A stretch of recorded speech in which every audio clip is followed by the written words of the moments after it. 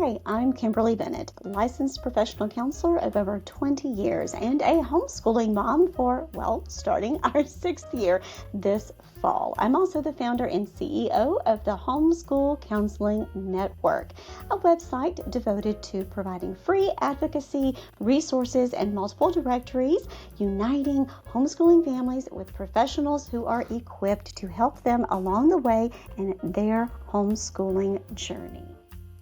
In this series, we've been talking about all of the different types of providers that can support you in your home education journey. Things such as therapists, including occupational, physical, and speech-language pathologists, which we talked about in our allied health professionals video. We've talked about the differences between counseling and versus coaching and how those services can benefit you in your homeschool. And we've talked about other support personnel.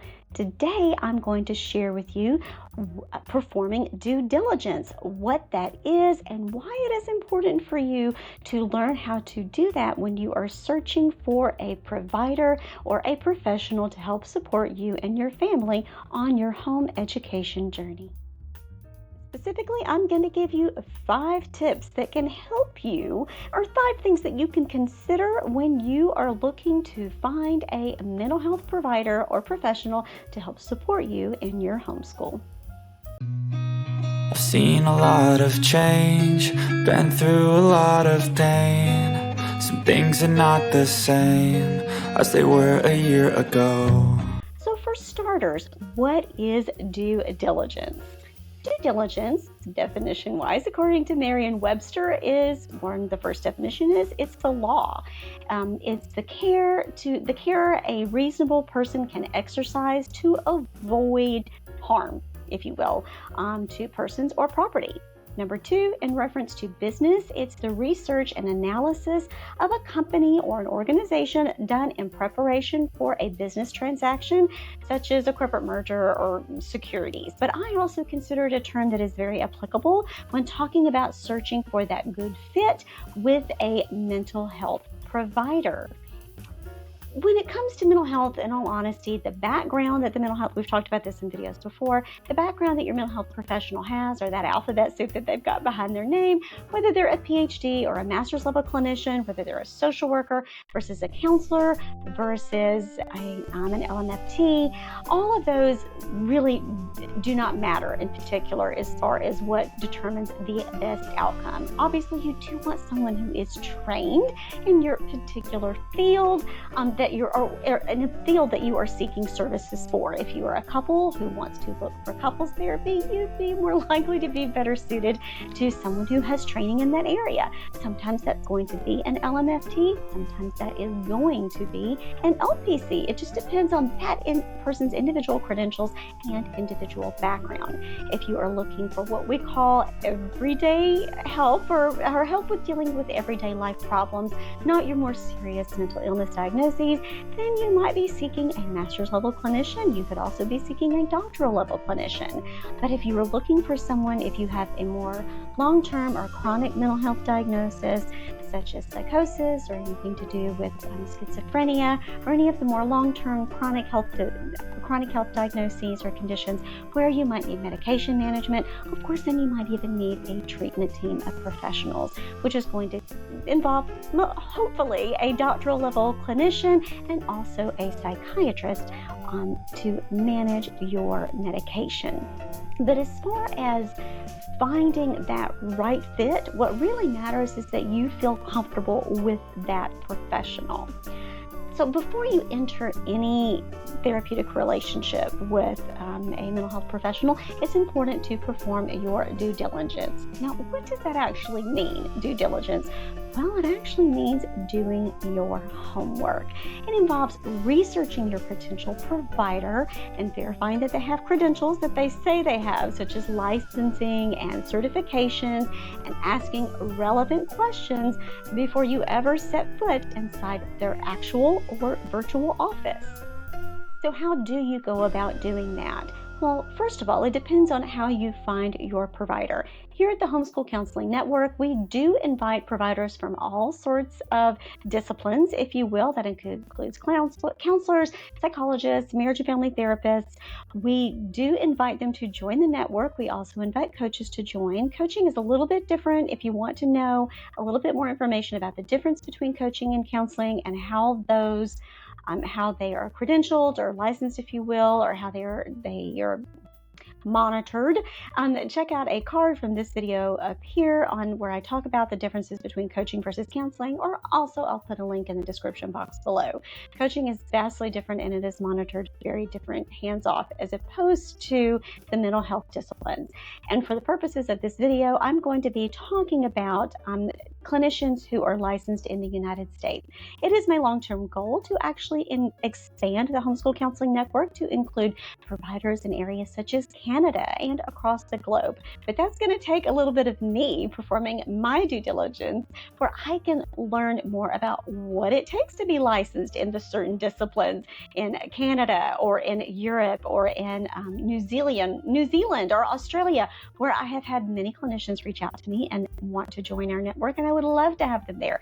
I would love to expand to that, but I'm going to have to do a little homework to see what it entails, what the licensure laws look like, because even here in the United States, stateside, as you've learned from previous videos where I've talked about those credentials and what it takes to get licensed and to be able to work as a mental health professional, it varies from state to state. So I can't imagine what it must be like from country to country. Is it different from province to province in Canada? I don't know, but stay tuned and I'll get back to you on that. In the meantime, for now, for the Homeschool Counseling Network, I do allow professionals to apply, and I ask them when they apply for membership into the Homeschool Counseling Network that they submit to me their licensure information. That includes the state that they're licensed in and their license number. I include all of that information on my website so that you, the consumer or the potential client, can go and take that information that they've given me, and then you go check that against the state's database. I would love to be able to say that I can sit there and go through every single person to verify that they have a license that they say they have, and that their license is in good standing, and that they don't have any complaints against them, or that it is not lapsed. But in all honesty, I am the Homeschool Counseling Network right now. We are an LLC that hopes to transition to a nonprofit sometime in the future. So I run the show as a one-woman show, also with the help of my wonderful VA, Nikisha Blaine of Savvy VA. Shout out to Nikisha. But between just the two of us, I don't have time, in all honesty, to go through and check every single person's licensure status. So instead, I feel like I wouldn't be doing a service to the community unless I taught you, the client, how to do these steps for yourself. So what does that involve? When you go to our website and you go through our searchable directory, I'll put a little video up here that shows you how to navigate through our website and through the different directories that I have listed there, because I have them listed based on counseling and mental health professionals particularly. Those are the ones where we really look for licensure, or even treatment centers. You will go through and you will see the clinician's name, and then you will see their licensure status with a license number. That is part of the requirement that I have for potential members to join. They have to give me their licensure information. So what do you in turn do with that information? Well, I'm also going to put a video up here that shows you a link. I'll just give you, for example, I'm licensed in the state of Texas. If someone wanted to, if I were still practicing and seeing clients and someone wanted to come see me, and let's say that I was a member of the Homeschool Counseling Network and someone found me because I happened to be close to them and they wanted to come see me in person, or maybe they wanted to see me online, because if I were practicing right now, I am licensed in good standing in the state of Texas, and I could see anyone virtually throughout the entire state of Texas. They wouldn't have to just see me in person.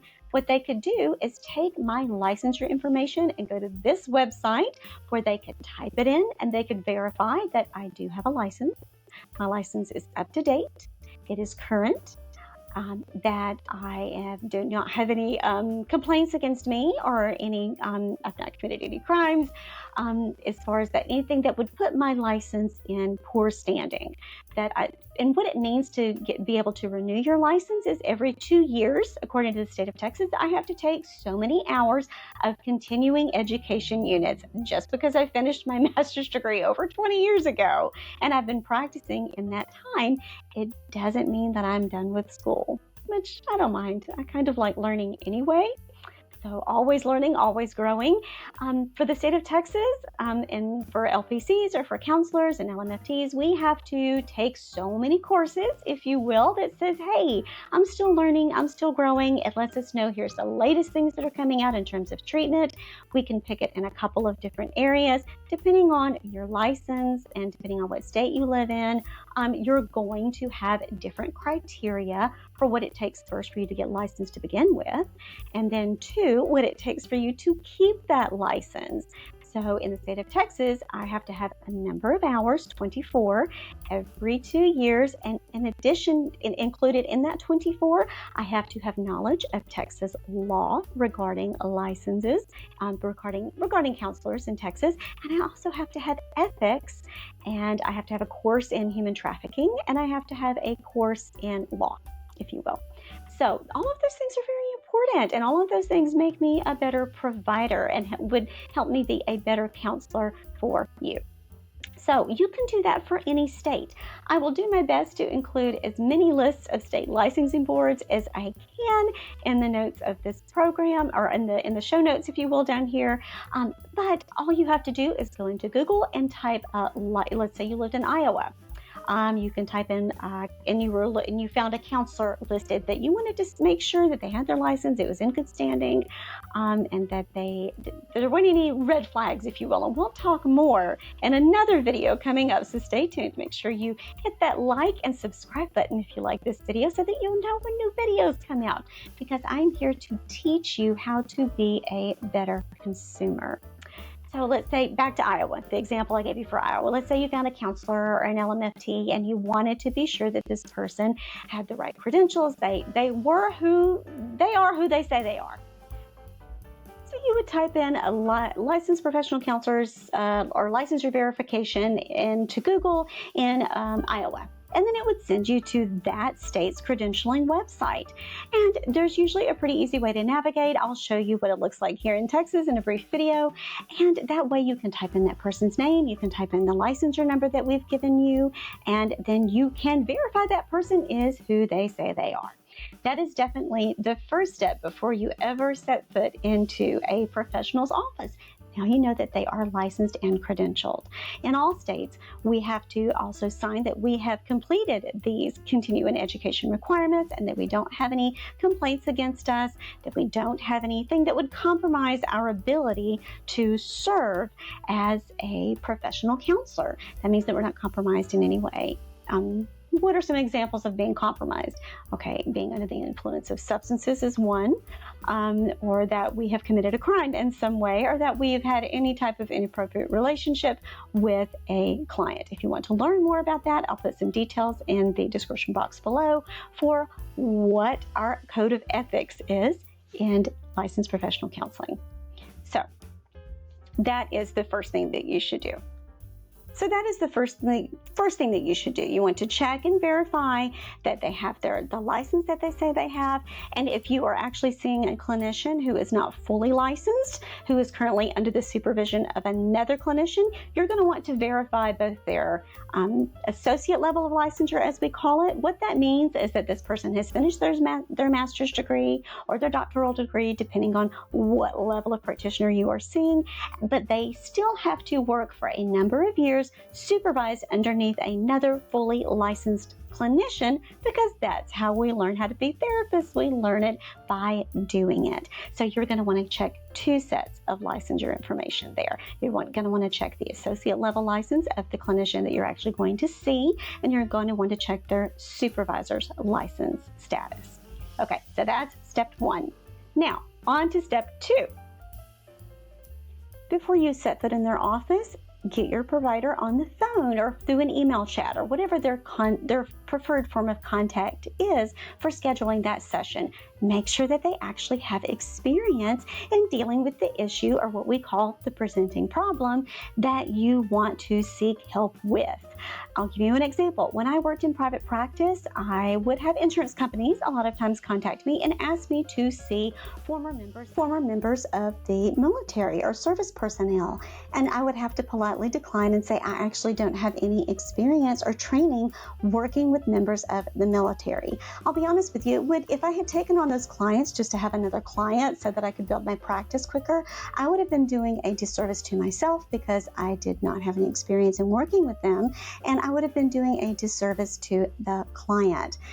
In order to, you want to have a clinician who has experience working with whatever presenting problem you are there for. You wouldn't go see a pediatrician when you are an 87-year-old adult.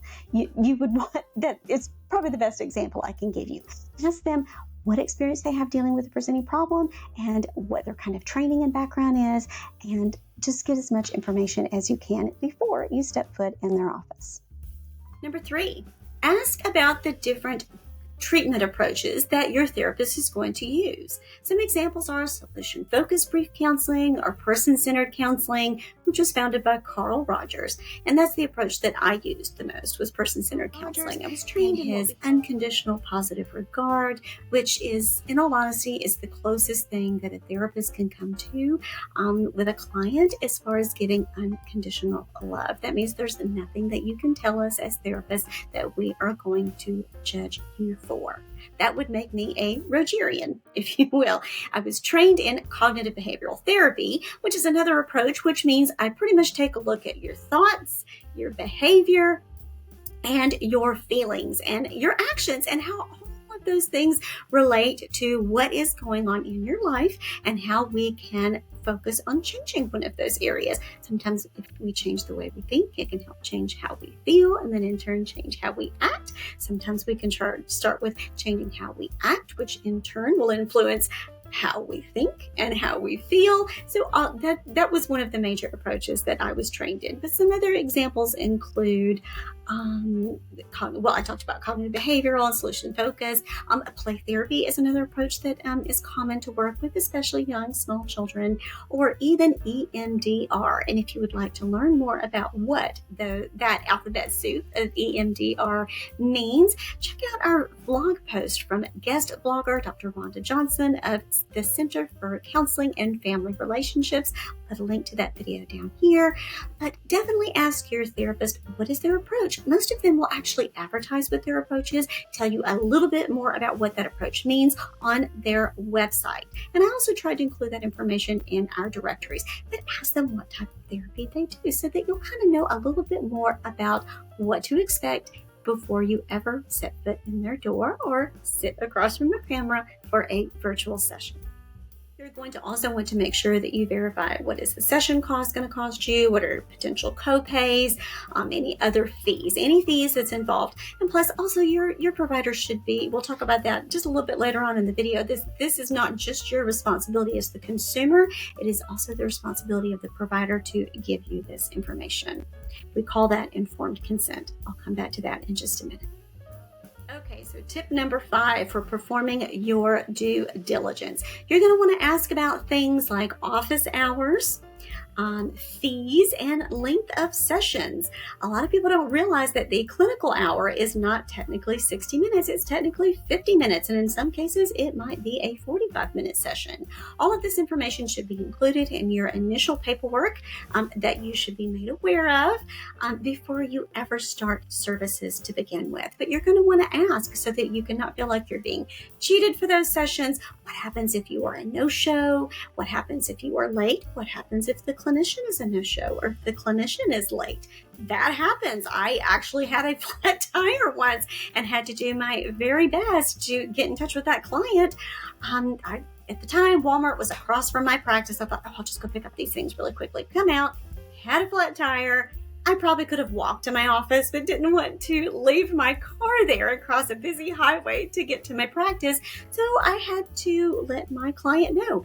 I was pretty good when I ran a practice. I always gave you 1 or 2 guineas unless there were emergencies involved, but time is money, and your time as the client is just as important as the clinician's time. So make sure that you verify with them and that you have a clear understanding of what their practice hours are, what happens for no shows or for late fees, and also if you need to get in touch with them for whatever reason, how are you going to communicate with your therapist? Is there a certain form of communication that they prefer? I didn't give out my personal cell phone number all of the time. I had a separate, at the time, telehealth wasn't a big thing. I haven't practiced since 2013. It came on board really big after that. But at the time, I had a separate phone that I used simply for my business or my practice. And I had a message that said, hey, I'm not in an emergency room. If this is an emergency and this is what constitutes an emergency, this is what you need to do instead. What are the clinician's plans if they have an emergency? I'll give you an example. As I was closing my practice, I was also pregnant with my son. And babies come when they want to. So my son was born 6 weeks early. Before I ever even got pregnant and opened the doors to my practice, I had to have a contingency plan of what would happen and how my clients and my cases would be covered in the event of an emergency.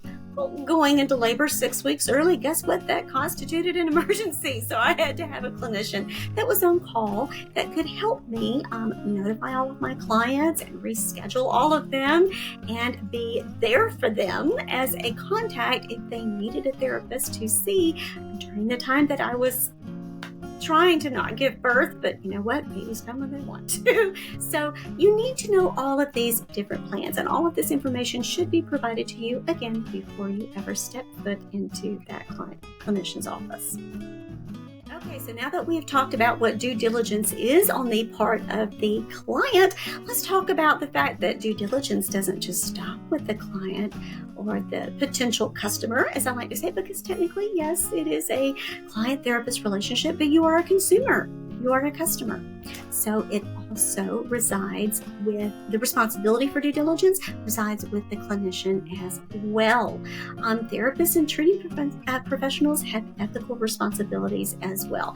This process is known as informed consent. When you go in and you fill out all that initial paperwork and you meet your client, all the additional, where your eyes are almost crossed by the end of it and you've signed your life away, and you fill out all of that background information, they should also tell you what to expect and what not to expect.